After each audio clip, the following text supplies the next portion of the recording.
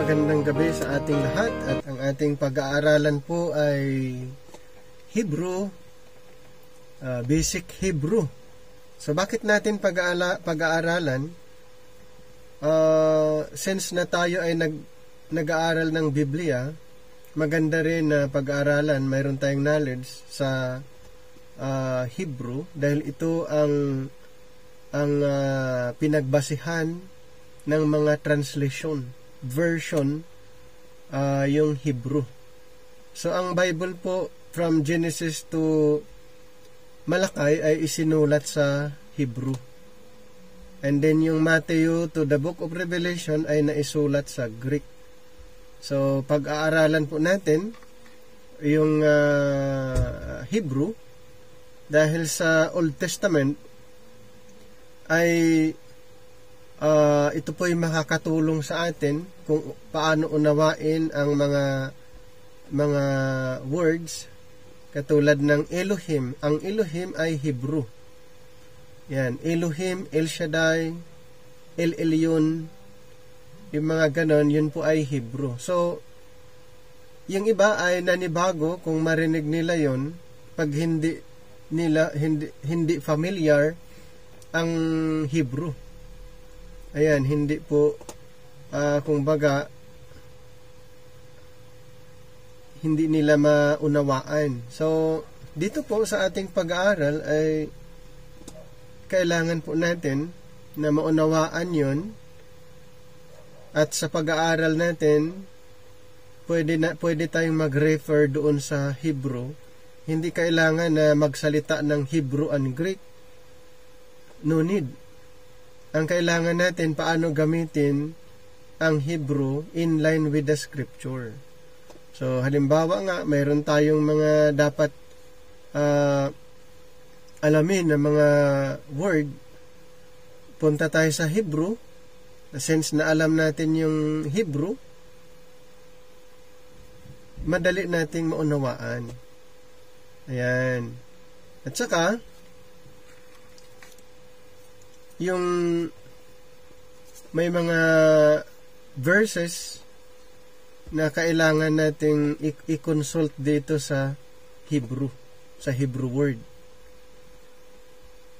Kaya kailangan po natin pag-aralan at ulitin ko po sa mga pagtuturo ay mai-encounter natin ang mga Hebrew words. Ayan, yung mga Hebrew words. So, ang goal natin dito, matuto tayong magbasa, matuto tayong magsulat, at matuto tayong umintindi. Ayan, so yun po ang gagawin natin dito sa pag-aaral natin sa Hebrew. So, lesson number 1, ito po yung content ng number 1, the Biblical Hebrew Alphabet. The Biblical Hebrew Alphabet. And then, vocabulary. Yan, vocabulary. Then, exercises. So, yan po yung content ng lesson number 1. So, the Hebrew alphabet. The Hebrew Aleph. So, yung nakita niyong Hebrew, dyan? Aleph, Beit. Aleph, Beit. So, is composed of the following. It is consist of 23 consonants. Ang Hebrew po ay mayroon pong 23 consonants. At papaano basahin ang Hebrew? From right to left. Yan, yun po yung paatras po ang basa ng Hebrew. From right to left. So, mayroong 23 consonants. Hindi pa kasama dito yung mga final form. So, mayroon pong mga final form ang Hebrew. Yan, sa nun, mayroong final form. Sa mim, mayroong final form. Sa kaf, Ayan. At saka Chade. Marami po na mga may final form, pero yung consonants ay 23. Yan. So ito po yung yung alphabet natin. It has 5 letters with alternate final forms. Yun po yung na-mention natin. It has 5 letters with alternate final forms that are used when the letter occurs at the end of a word. Katulad ng ito po, yung kaf, mem, nun, pe, chade. Yung nakita niyong letra dyan. Yung final form, tignan niyo po yung final form ay hindi parehas. Okay, hindi parehas doon sa regular form. Kaya pag ma-encounter niyo ito, yung kaf, pagdating sa final form, ibang hitsura ang litra niya. Nakita niyo po? Ibang hitsura ang litra, yung final form. Yung mem, tingnan niyo po yung M, mem. Parang square. Parang square yung makikita nyo. Tapos yung nun ay mahaba na vertical.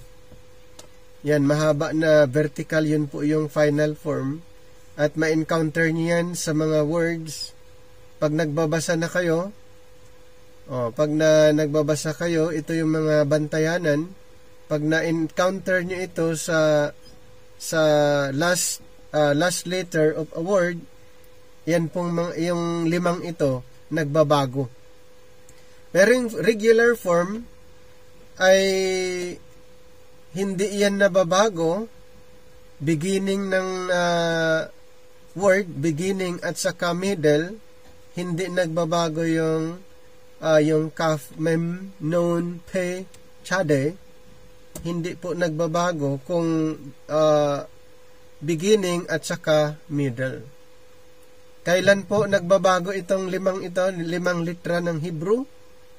Nagbabago po ito, final form. Okay? Doon po,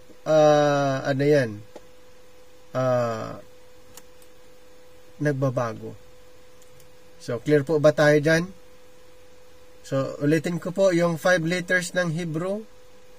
Ito po yung kaf, mem, nun, pe, and chade. Yung 5 yan ay nagbabago. Yan. Katulad ng example dito, Shemaim. M, tignan niyo po yung M. Nasa gitna, di ba? Hindi siya nagbago. Pagdating doon sa last, M, nakita niyo po, iba. Yung M, iba yung letter niya. So, yun po yung example. Okay, yun po yung example. So, ulitin ko po, sa Hebrew, mayroon pong 5 letters na mayroong final forms. Sa Hebrew, mayroong 5 letters na mayroong final form. 2. May regular form at mayroong final form. Clear po ba tayo dyan? Ito, babagalan na natin para mas ma-absorb.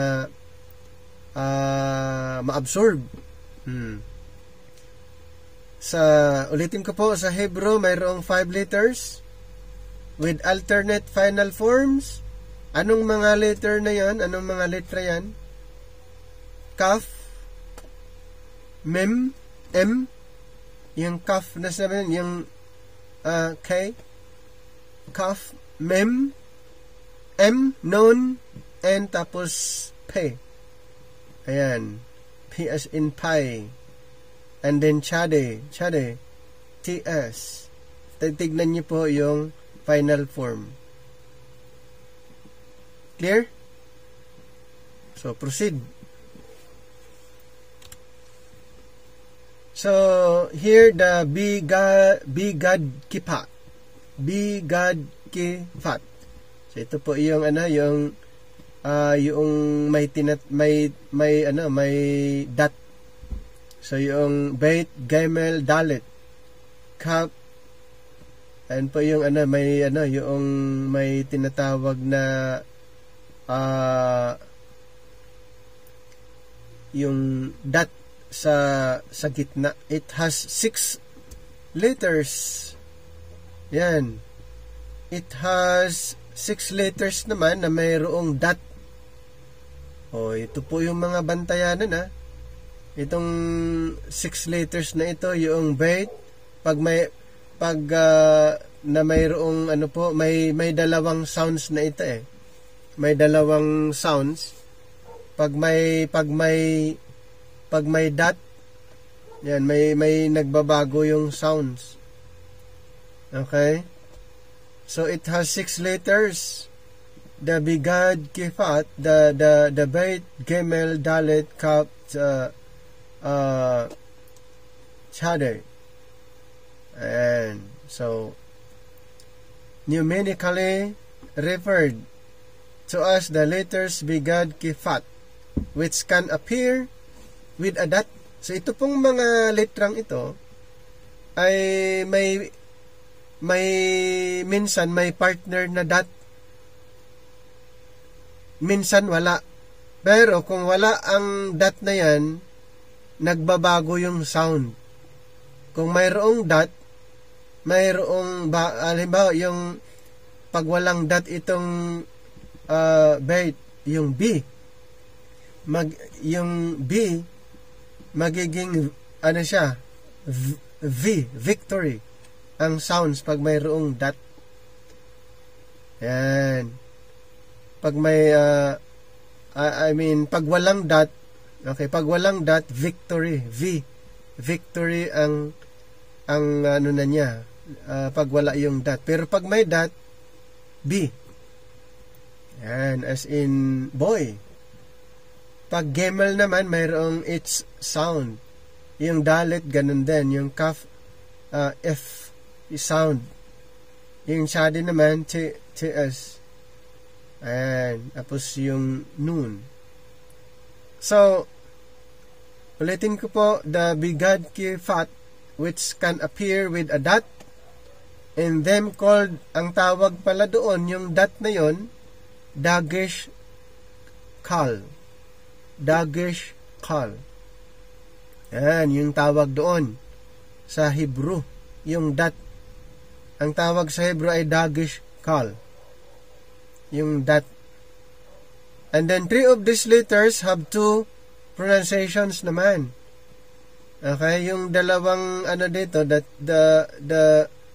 ay 3 of these letters have 2 pronunciations. One with the Dagesh Kal and one without it. Ay na-mention natin katulad ng Beit, B, as in boy, without a dot, magiging V, victory. Ayan. Okay? So, may dalawang sounds. So, yan? Kailangan yung i-familiarize nyo po. Okay? I-familiarize nyo po yan para pag kayo, yung nagbabasa, nagsusulat, and then pag iintindihin nyo yung word. Kasi pag hindi nyo mapansin yan, makakalimutan nyo, baka magiging isang sound na lang. So ganun po sa Hebrew, may mga bantayanan, yung mga Dagesh Kal ang tawag.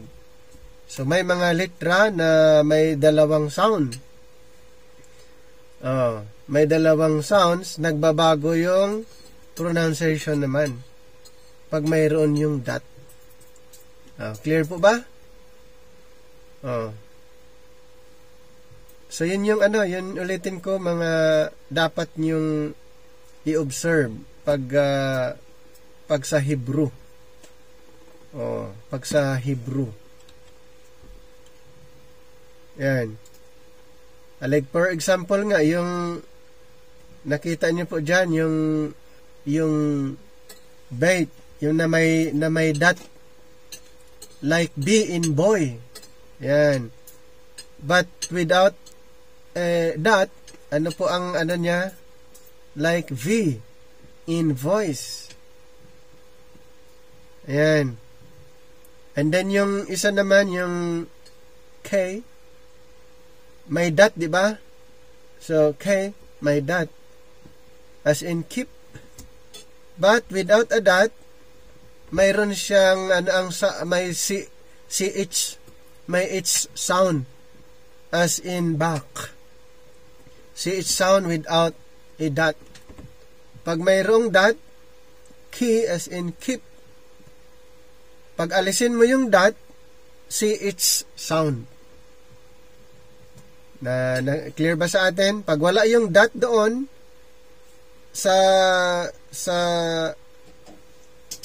kaf or key as in keep, pag wala yung dot, may CH sound as in back. CH sound. Yung isa naman, yung P as in pie, P. May dot, di ba? P. Pero kung alisin mo yung dot doon, maging F sound as in fish. Na-observe nyo? May dot, walang dot. Halimbawa, yung B may dot. Alisin yung dot, V, victory, voice. And then yung key, kung may dot. Pag wala yung dot sa gitna, CH ang sound naman. Yung P, kung may dot doon sa gitna, and then, pag alisin yung dot, wala yung dot, if, as in fish. Ang dali lang, di ba?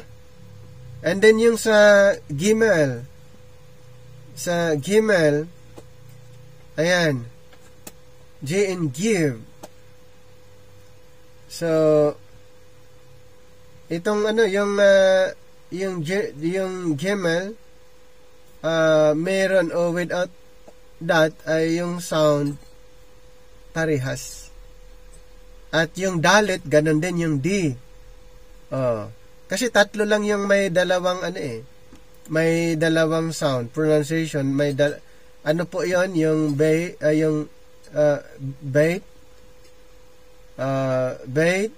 calf, and pay. Yung tatlo na yun. Pero yung ibang litra, yung another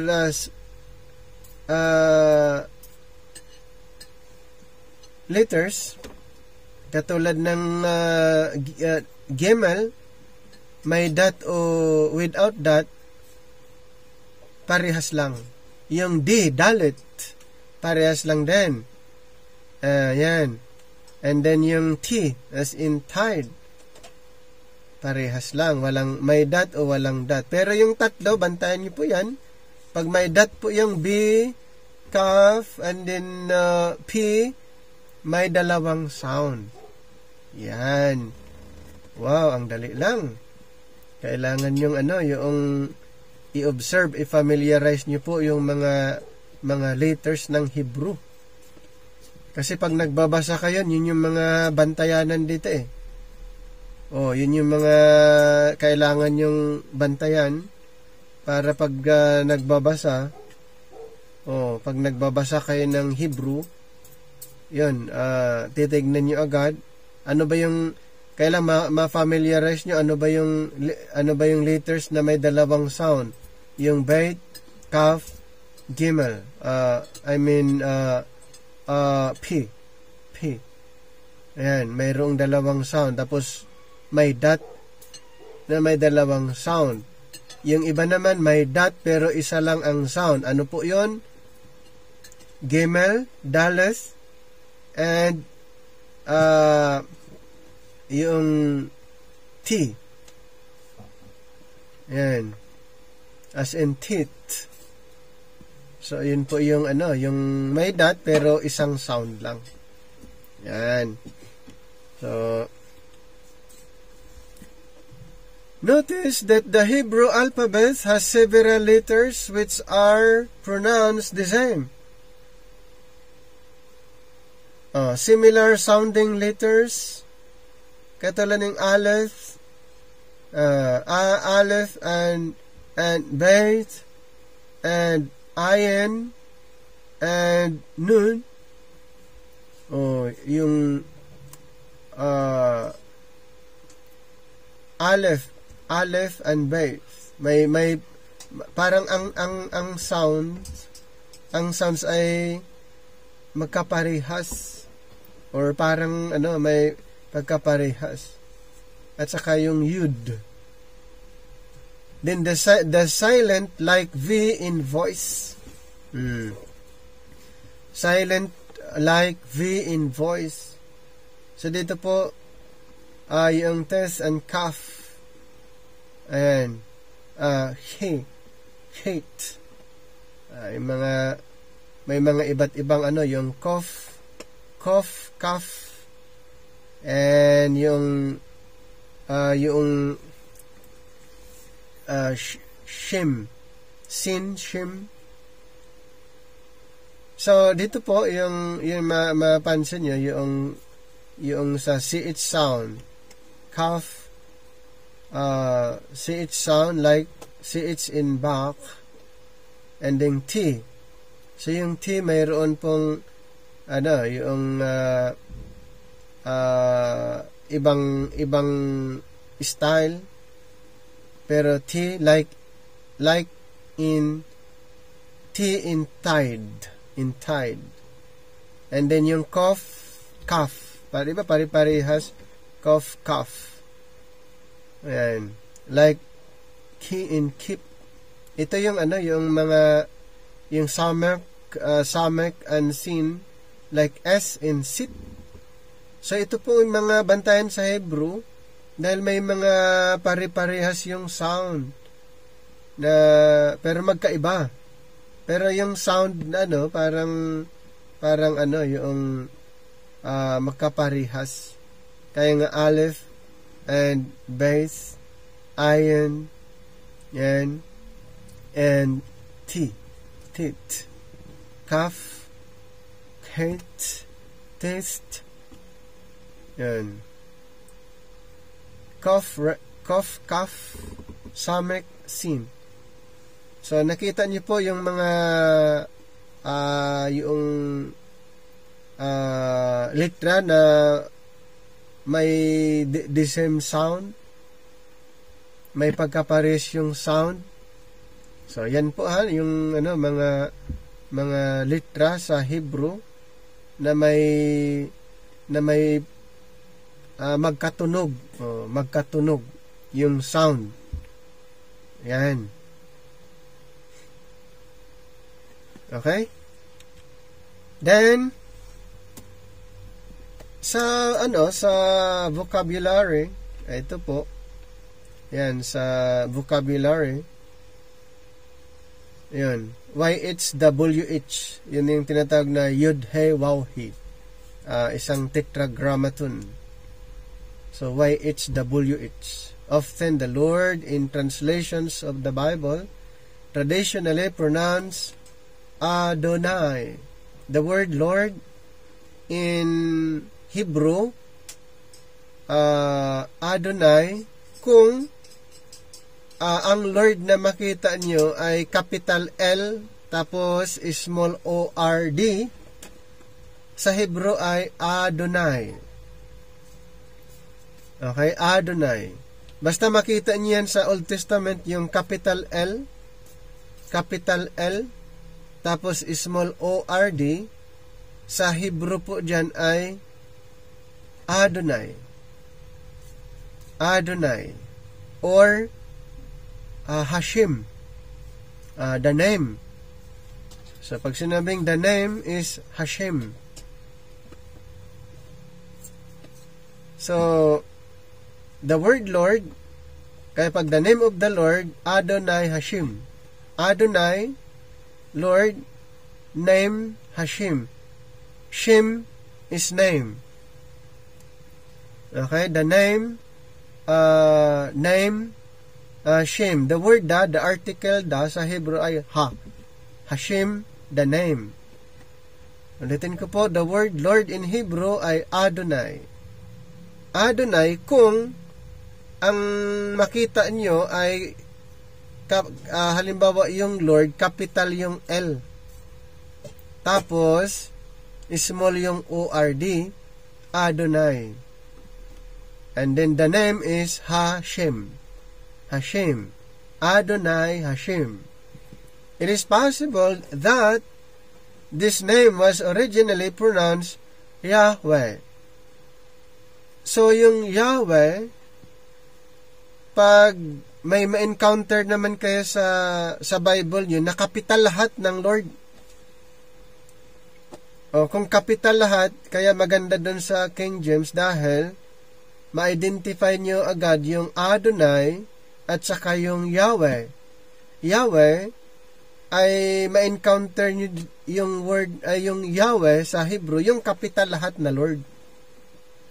Mapapansin yan sa Bible nyo, pag may makita yung kapital lahat na Lord, Yahweh. Pag may mapansin kayo sa Bible nyo doon sa Old Testament na capital L, tapos small O-R-D na Lord, Adonai. Ayan. So, and was the middle word of a longer epithet. El Yahweh, Chevaot.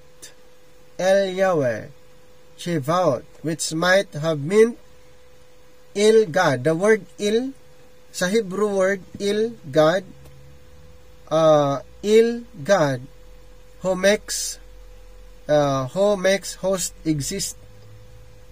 Kaya El Yahweh, Chevaot, ibig sabihin, God who makes host exist. Ang ibig sabihin ng El Yahweh, Chevaot. Sa definition, ulitin ko po yung word na El ay God. Kaya yung El, God sa Hebrew. Yung Elohim, di ba? El, start from Elohim, El. A singular form. Elohim, a plural form. Elohim, El. Tapos yung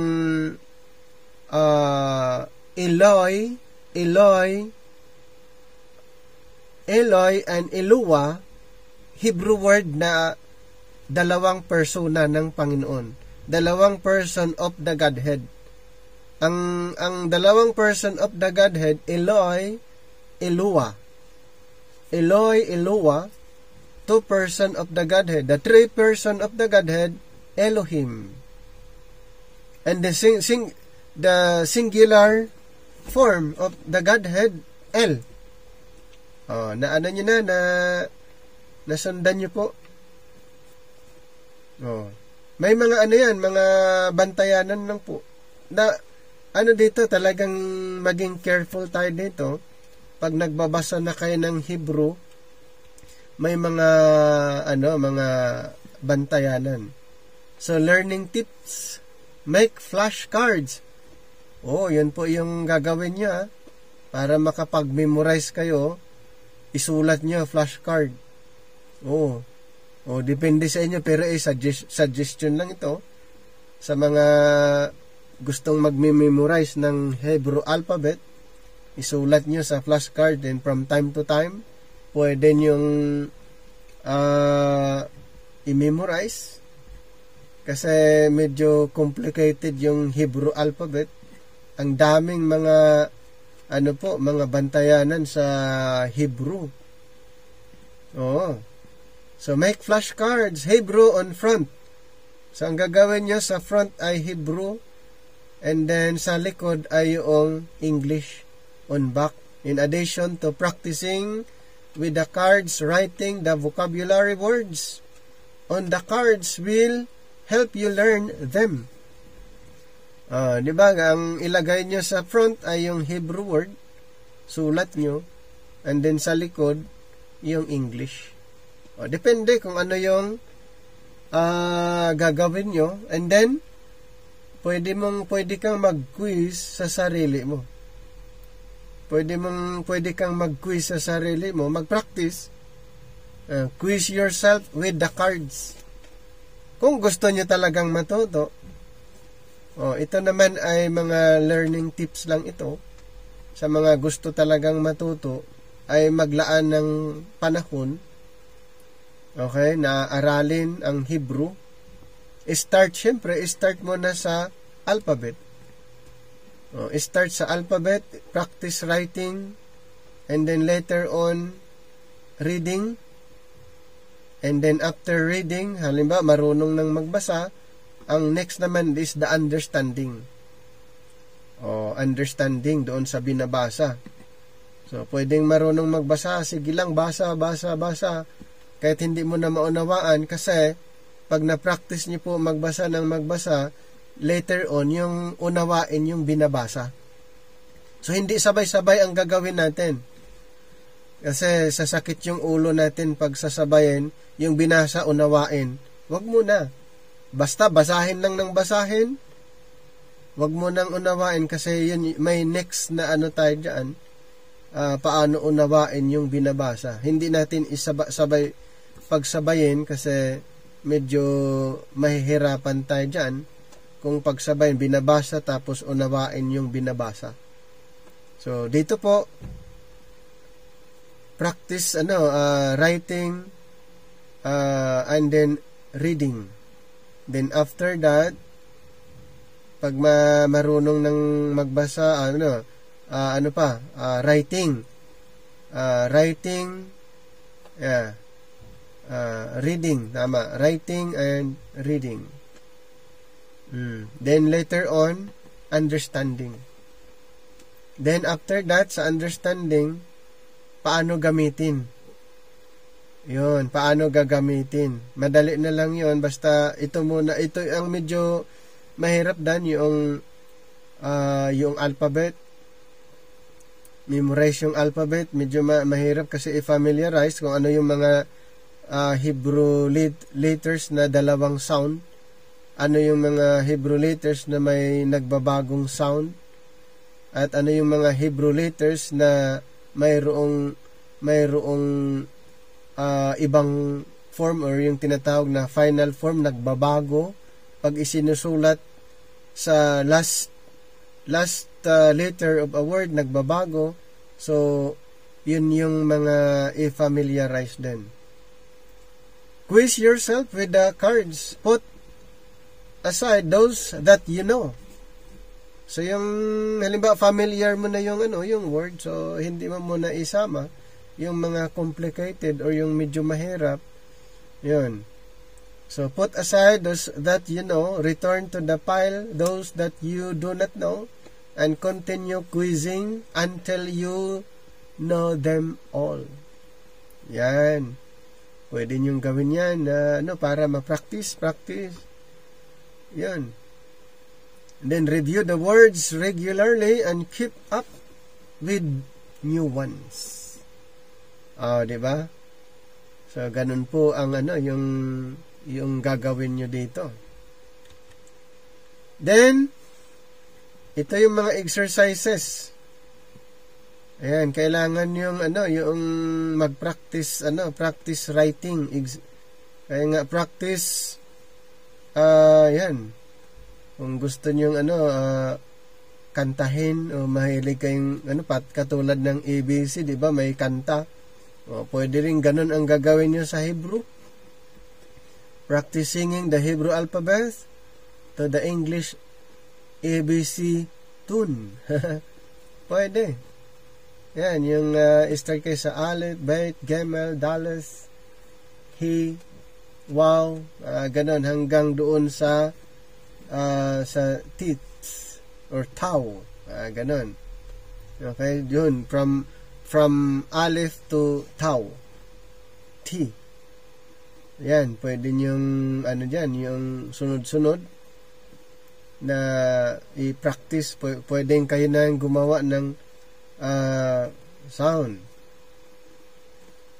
So, for the sake of the song's rhythm, we have included both forms of the three bigad kifat.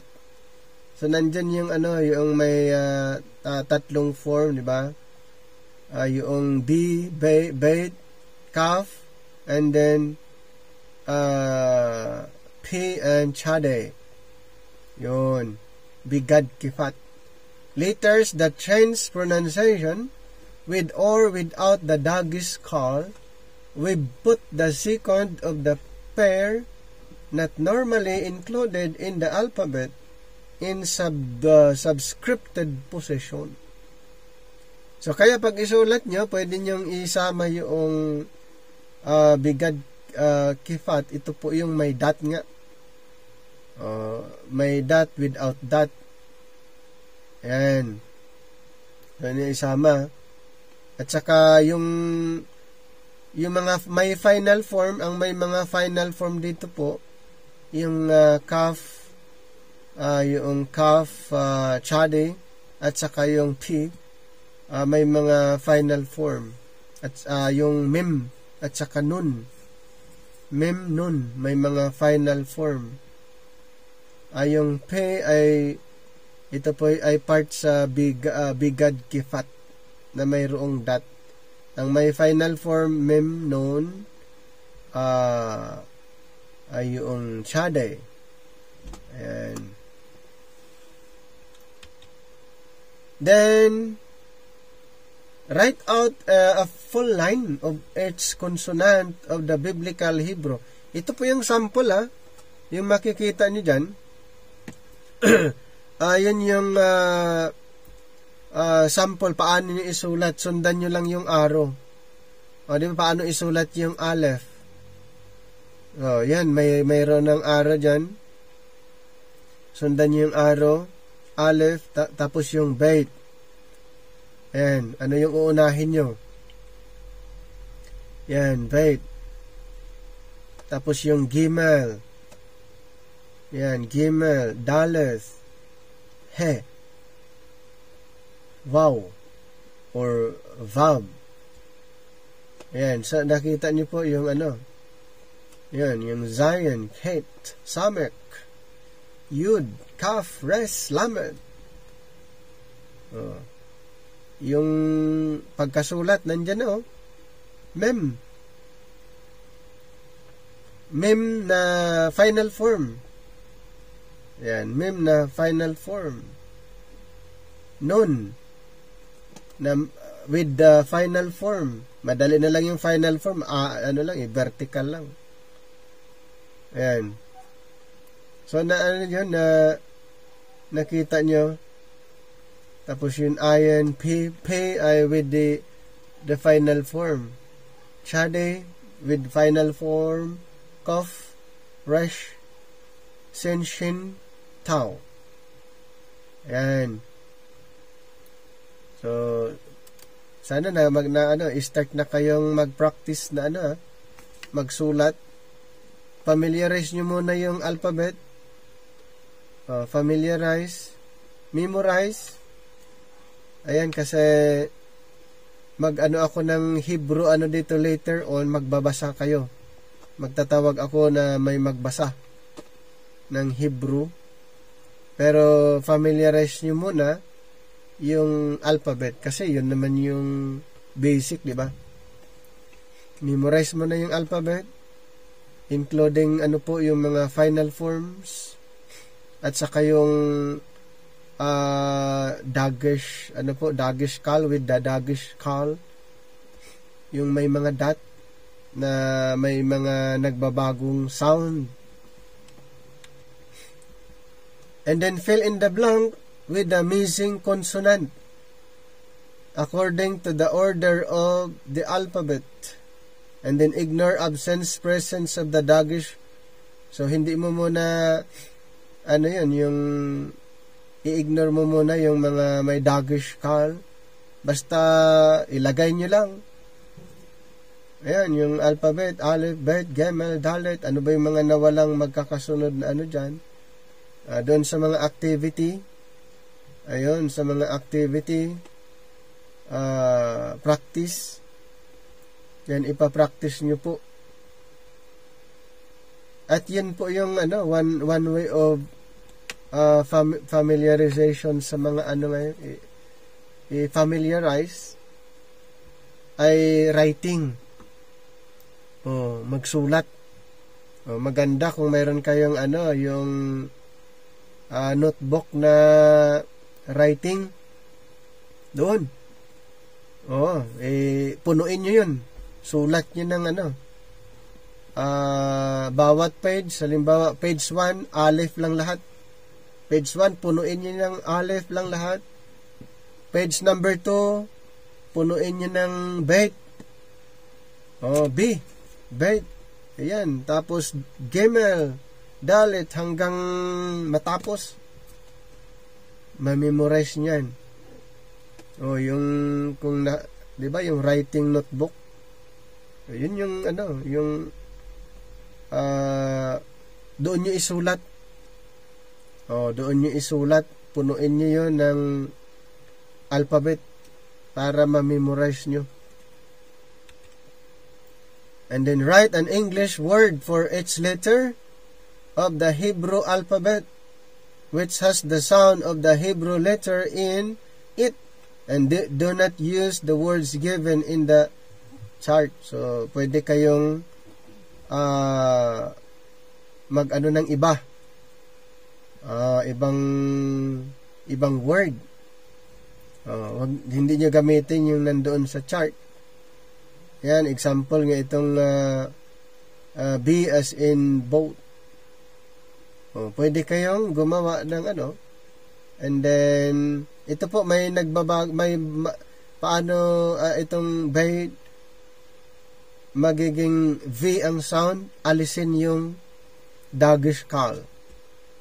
So pag wala yung doggish call or the dot inside doon sa bait, magiging V, a victory, as in voice, kung wala yung dot. Pero kung mayroon yung dot dan sa bait na nakita nyo, ay B. Yan. So ito po yung yung activity nyo. Yun yung activity nyo. So, yung Gimel as in. Kaya nang magdugtong dyan. Zion as in.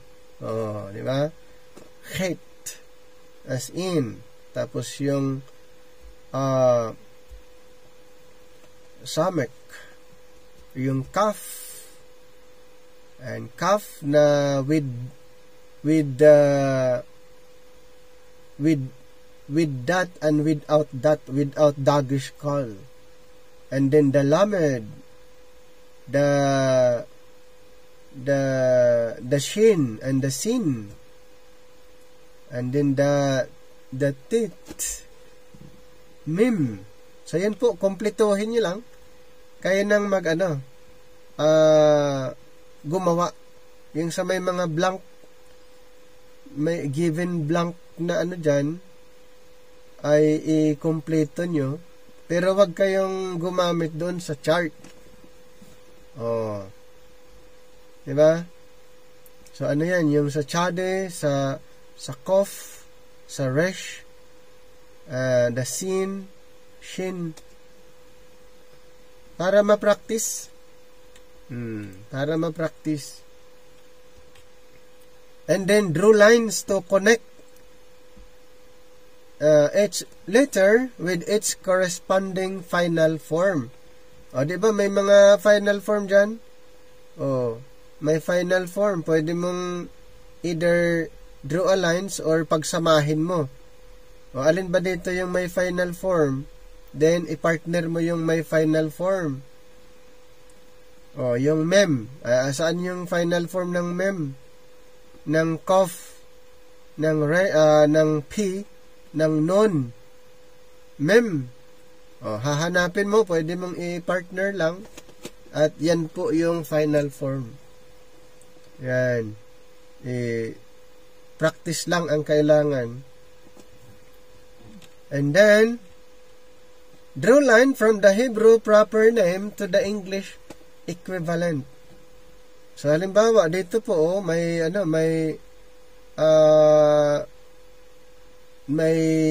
naisulat sa sa English at saka sa Hebrew. Ngayon, hanapin mo saan ba dito yung Judah, si Esau, si Israel, si Hezekiah, si Jacob. Yun, nasaan kaya? Then, mo lang yung line. Or, pwede mo rin na pagsamahin na lang. Hindi mo pwedeng mag-draw ng line or pwede mong pagsamahin na lang na saan ba si Levi.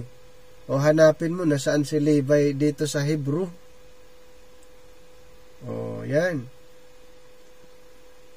Diba? Ang ganda, no? Yan. So, yun yung practice. So, isulat nyo sa Hebrew. Siyempre, may isulat nyo sa Hebrew. And then sa English, pagsamahin.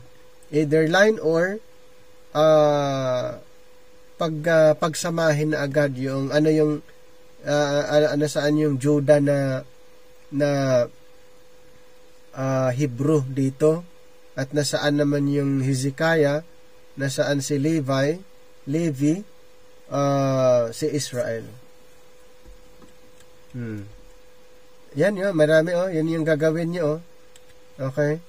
Start dito at saka yan, yung saan dito yung Palestine, na Hebrew, Joseph, Canaan, Shadrach, Abraham, Adam, ayan po. So yun yung yun yung activity nyo na gagawin para ma-practice, pero isulat nyo. Okay, ulitin ko po, isulat nyo po yung Hebrew with the corresponding yung English word. Yan.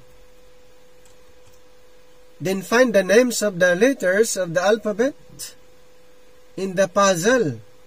No left to right or backwards ones. Dito hahanapin nyo. Find the names of the letters of the alphabet in the puzzle. Diba may puzzle? Puzzle ito. Hahanapin nyo ngayon. Yan, names of the letters of the alphabet in the puzzle. Pero walang no left to right or backwards. Yan. So, ganun po ang gagawin nyo. Hahanapin nyo yung alphabet. Yan. Para ma-practice. So, pero isulat nyo muna ito, yung Hebrew letters, para, yun nga, isulat muna and then, puzzle. Yan.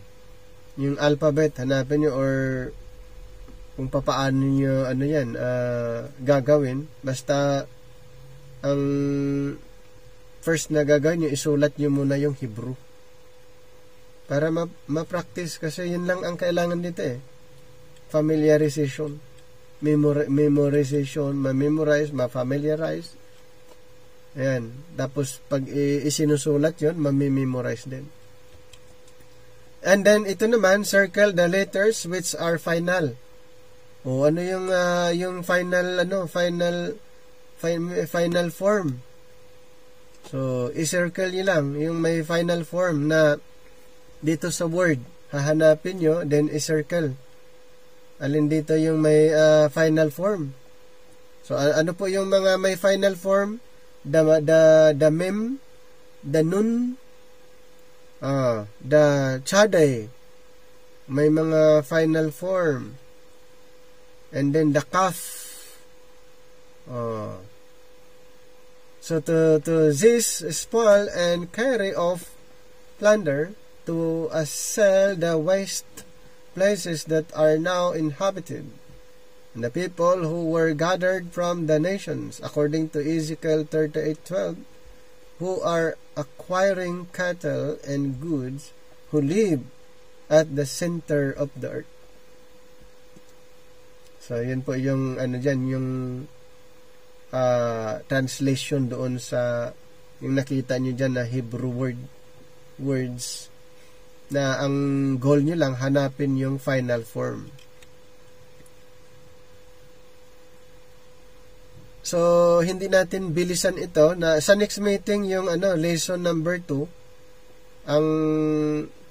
ang pag-uusapan natin next meeting. Wag nating yung biglain na agad nating hinay-hinay lang. sa lesson number 2 next meeting, Hebrew vowels tayo. Hebrew vowels and vowel signs.